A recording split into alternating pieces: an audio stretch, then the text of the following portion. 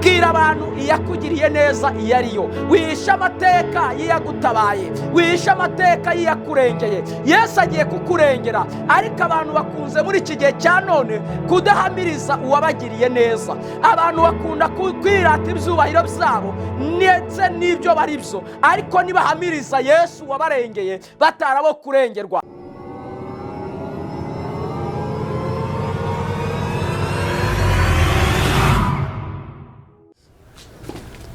Yesu nashimwe, Yesu nashimwe.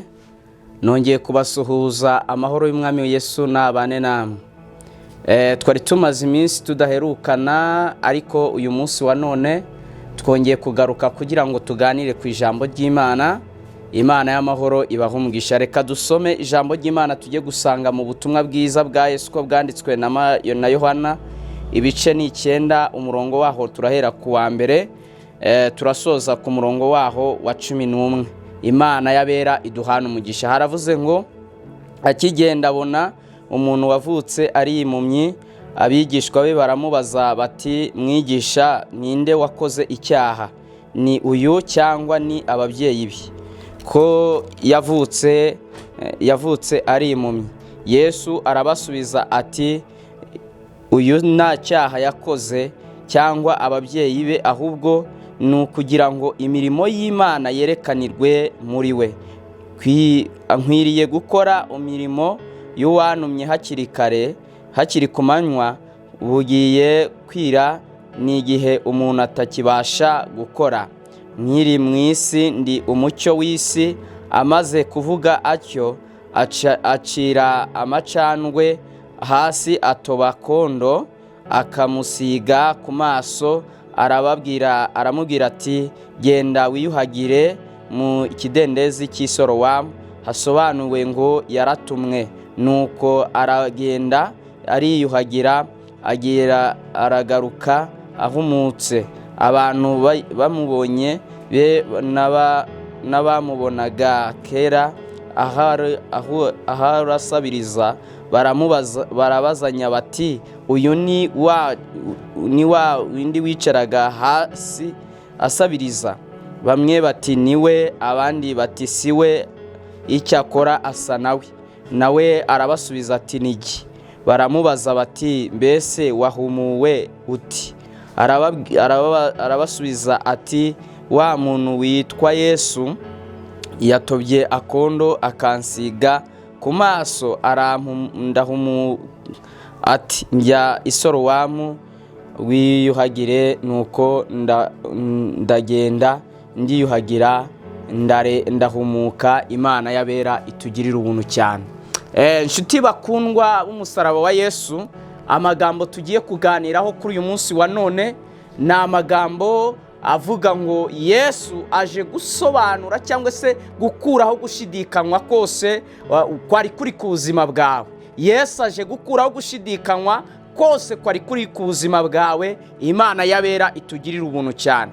Amagambo dusomye ahangaha atubwiye ku nkuru y'umusore cyangwa se umugabo wavutse ari impumyi. Avuka ari impumyi, mu munsi umwe ngo arimo agenda, turi kuvuga kuri Yesu. Umunsi umwe ngo Yesu arimo agenda ahura n'umuntu wavutse ari impumyi, ngo nuko abigishwa baramubaza ngo, ese mwami, uyu niwe wakoze icyaha cyangwa se n'ababyeyi be? Ni iki cyatumye avuka ari impumyi? Bivuze ngo hari ugushidikanywa kuri uyu muntu, bibaza icyatumye avuka ari impumyi. Nawe utuye mu buzima bushidikanywaho, ariko Yesu aje kumaraho impaka zituma ushidikanywaho mu izina rya Kristo Yesu. Yesu aje mu buzima bwawe kumaraho impaka, kumaraho gushidikanywa kwa kugaragaragaho. Yesu aje kubikuraho. Niyo ntego tugiye kuganira mu mwanya ungana n'uwo dufite mu izina rya Kristo Yesu w'i Nazareti.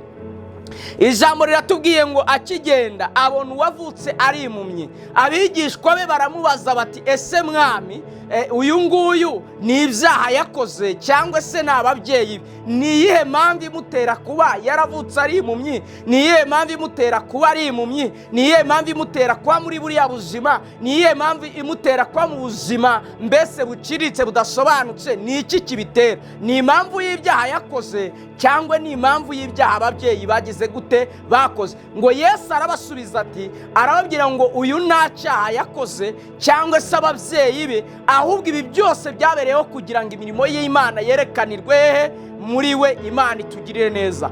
Mukundwa nshuti y'umusaraba mwene data, birashoboka ko umaze iminsi mu buzima bukugoye cyane kandi bunaruhije rwose, bitewe n'igihe umazemo, bitewe n'igihe ufite utinze muri ubwo buzima, biteye abantu kugushidikanyaho ndetse banakwibazaho cyane, bibaza niba ari impamvu y'ibyaha wakoze, niba ari impamvu y'akavukire yawe, mbese bakwibazaho ushidikanywaho. Ariko Imana, Yesu aje mu buzima bwawe kugira ngo amareho gushidikanywa kwari kubuzi ku buzima bwawe, amareho impaka zari ziri ku buzima bwawe bitewe n'igihe uhagazemo. Yesu, mu yandi magambo, Yesu aje gusobanura ibyari bidasobanutse ku buzima bwawe. Yesu aje kuba umuvugizi wo kugira ngo asobanure, avuge neza uriwe n'impamvu y'ibikubaho ndetse n'impamvu y'ubuzima utinzemo. Yesu aje kubisobanura kandi anabirangize. Imana yacu itugirira ubuntu cyane. We mukundwa uneza amatwi, aho uherereye hose,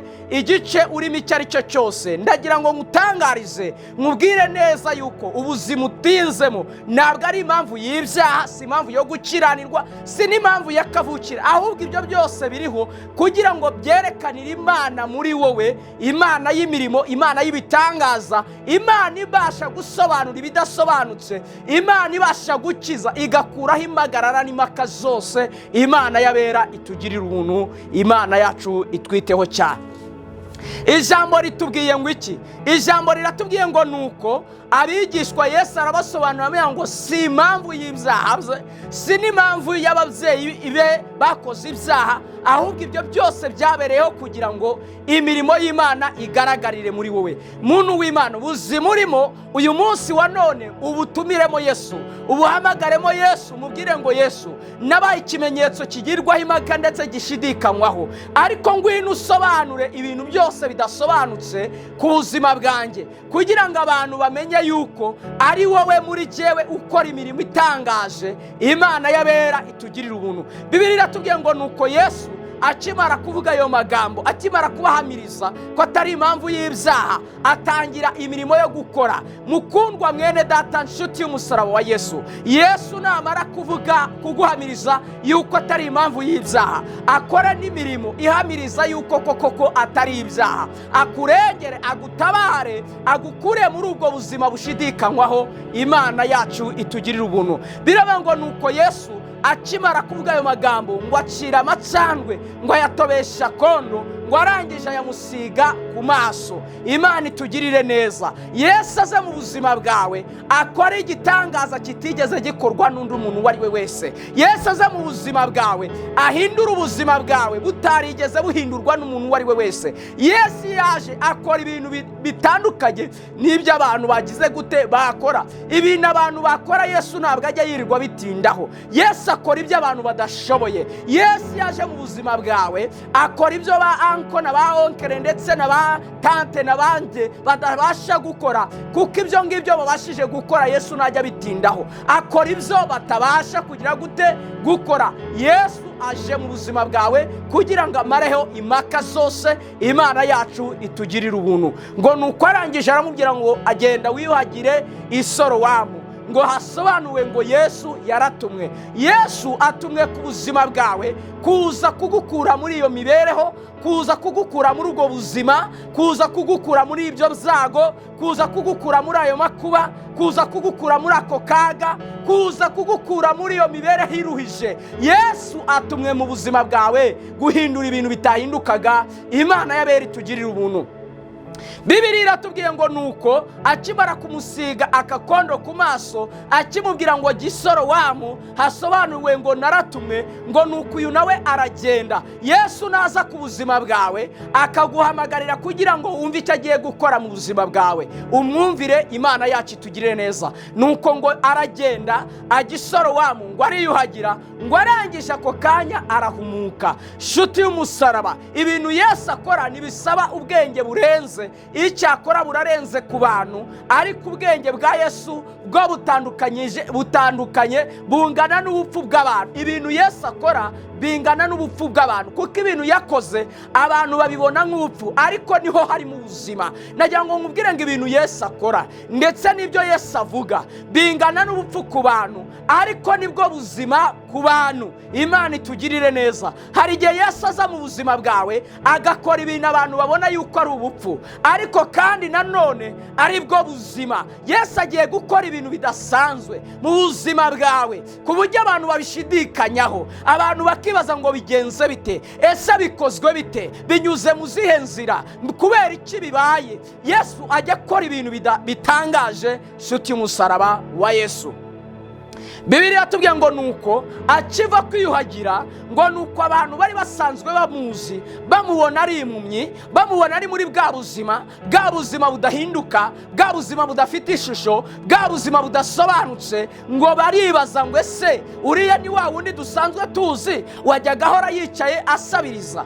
Bamwe baravuga ati niwe, abandi baravuga ati reka siwe, abandi baravuga ati hoye cyakora ajya gusa nawe. Yesu yaje mu buzima bwawe hari ibintu ahindura ku buryo abantu banatangira gushidikanya, bikagirwaho impaka, kubera yuko akora ibintu bitandukanye n'ibyo abantu batekereza ko Yesu yagira gute yakora. Ngo nuko arangije ubwe arabahamiriza, arababwira ngo mwishidikanyaho ni jyewe, ni jye wahoraga nsabiriza, ni jye wari muri bwa buzima bw'ubuhumyi, ni jye wari muri bwa buzima butabona, ni jye wari muri bwa buzima mbese buhora butwikiriwe n'umwijima wahatagaragara, ariko byasobanutse. Imana itugirire neza cyane. Ngo nabo bagira amatsiko yo kumubaza icyatumye ava muri ubwo buzima. Nshuti mukundwa mwene data, Imana igiye gukora ikintu gituma abantu bashidikanya, ariko kandi bakanagira n'amatsiko yo kumenya uko byagenze. Mwene data mukundwa, ujye ubahamiriza uko byagenze, ubahamiriza uwagukije, ubahamiriza uwakuhumuye, ubahamiriza uwasobanuye ubuzima bwari budasobanutse, wari waratinzemo, bari bakuzi wavukiyemo. Hari abantu bazi ko hari ubuzima abantu bavukiyemo batavamo, ndetse banabyakiriye uko, ariko nagira ngo ngutangarize yuko Yesu yageze mu buzima bw'umuntu, uko yagusanze ntabwo ariko gusiga, asiga ibintu abihinduye. Imana yabera itugirira umuntu cyane. Hepo ya God, nagira ngo nkubwire ngo Yesu ajya ahindura ibintu bidahinduka.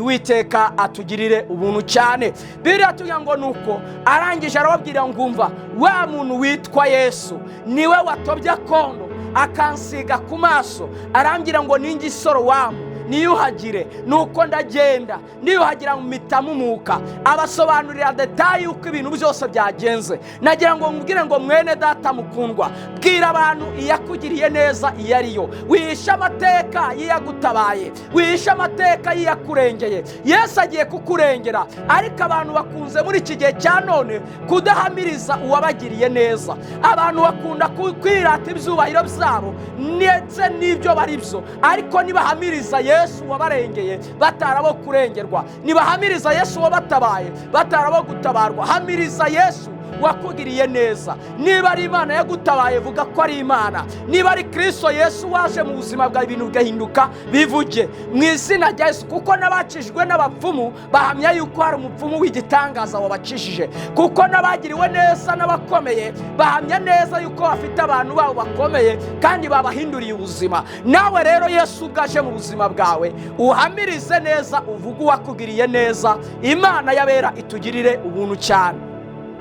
Bibiliya tubwiye ngo nuko arabasobanurira, nuko basobanukirwa icyatumye agira gute ahumuka. Nyamara bari bagiye impaka, Imana yacu itugire neza. Ngo akimara gusobanura uwamukijije, ngo baramufata bamushyira abafarisayi. Biraba ngo nuko bahari ku munsi w'isabato, ngo nuko bamubonye baramubaza ngo ese koko wari impumyi? Arabasubiza ati yego, dusobanura icyatumye uhumuka. Abasubiza ko ari Yesu watumye ahumuka. Baravuga ngo none ko uwo muntu yakoze ibintu ku isabato, akiza abantu ku isabato, urumva ari umwana w'Imana? Urumva uwo muntu ari umuntu w'Imana? Abandi bati uwo ni n'umunyabyaha tena.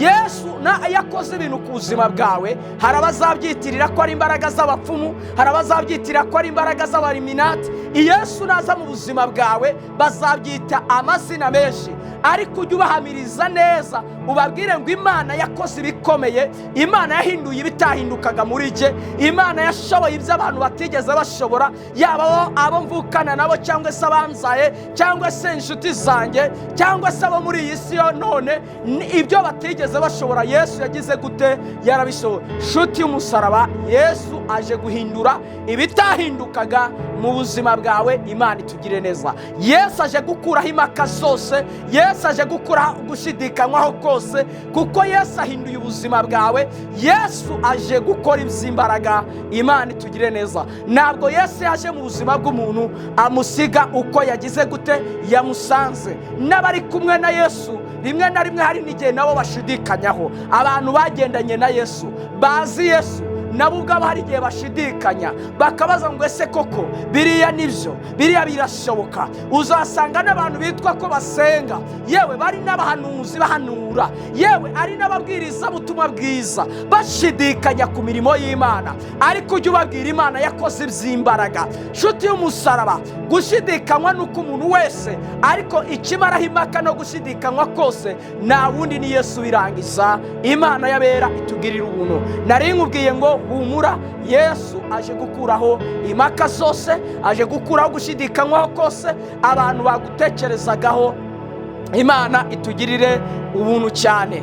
Bene data mukundwa, nshuti y'umusaraba wa Yesu, iyo tusomye rino jambo yo nibuka mu gice cya 4 cy'ubutumwa bwiza bwa Yesu ko bwanditswe na Yohana, hari ijambo rivuga ngo Yesu ni igihe yari ageze i Samariya, ahura n'umudamu w'umusamariya agiye kuvoma, amusaba amazi yo kunywa. Biritubwira ko Yesu yageze arasa ku ntego, aramubwira ngo mugore, iyo wari uzi ugusabye amazi uwo ari we, ukamenya n'impano y'Imana iyo ariyo, ntabwo wakagize gute? Wakamaye ku mazi, nanjye nkaguha ku mazi y'ubugingo, ubwo utazongera kugira inyota ukundi. Mukundwa mwene data, Yesu arangije aganira n'uyu mugore, aramubwira ngo iyi soko ni y'abasogokuruza ba Yakobo bafukuye, mbese amubwira amateka. Ariko Yesu aramusobanura, aramubwira ngo mbese mugore ufite umugabo? Aramubwira ati nawe mfite. Aramubwira ati uvuze ukuri koko, nawe n'uwo wararanye nawe iri joro si yari uwawe? Uyu mugore amenya umuntu umurondoye, asobanukirwa ko ari Mesiya, asobanukirwa ko ari Kristo, asobanukirwa ko ari umwana w'Imana. Arangije agenda ahamiriza abantu, arababwira ngo nimuze murebe, nimuze murebe uwamenye ibyanjye, nimuze murebe uwamenye ubuzima nari ndimo, nimuze murebe uhinduye ubuzima nari ntuyemo, nimuze murebe. Mukundwa mwene data, Yesu naza mu buzima bwawe, hamiriza abantu, ubabwire ngo hari Yesu ukiza indwara, hari Yesu uhindura ubuzima, ukura mu bukene agashyira mu bukire, hari Yesu ukura mu buzima bupfuye agashyira mu buzima buzima, hari Yesu ukora ibikomeye. Tangariza abantu Yesu ukora ibitangaza. Imana yabera itugirira umuntu cyane. Aya magambo nagira ngo nyakubwiriramo ngo Yesu ahindura ibintu, ahindura ibidahinduka, afata ubuzima bupfuye akabuhindura buzima, afata ubuzima butari buriho akabuhindura kubaho. Imana yacu itugirire ubuntu. Aya magambo yari amagambo nagira ngo mutangarize, muganirize, wowe uneze amatwi uherereye mu mpande zitandukanye. Imana itugirire ubuntu cyane.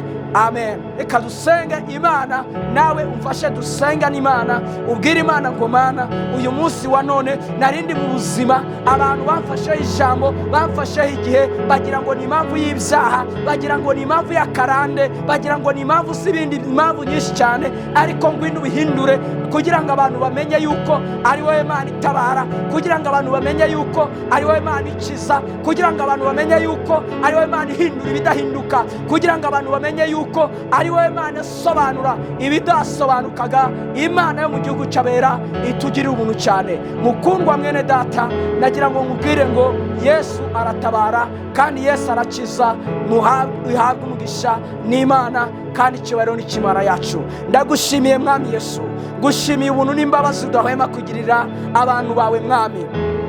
Biriya tubwiye ngo ukigenda wahuye n'uyu wavutse yari impumyi, abigishwa bawe barakubaza ngo mbese Mwami uyu ni ibyaha bye cyangwa ni iby'ababyeyi? Biriya tubwiye ngo nuko urabasubiza ngo nta cyaha yakoze, n'ababyeyi nta n'ibyaha bakoze, ahubwo ibi byabereyeho kugira ngo imirimo y'Imana yerekanirwe muri we. Mana Data wa twese, uyu mwene data uneze amatwi, uyu mwene data ndi gusengera, uyu mwene data undi imbere, uyu mwene data uneza amatwi n'ijambo ryawe. Hari ubuzima amazemo igihe, bwari ubuzima budahinduka, bwari ubuzima mbese bwizengurukaho. Mwami Imana Nyir'ingabo, abantu bagira ngo ni impamvu y'ibyaha, abandi bavuga amagambo atandukanye, ariko ndamusengeye mu izina rya Kristo Yesu, nibihinduke kugira ngo bamenye kuri Imana ihindura ibintu.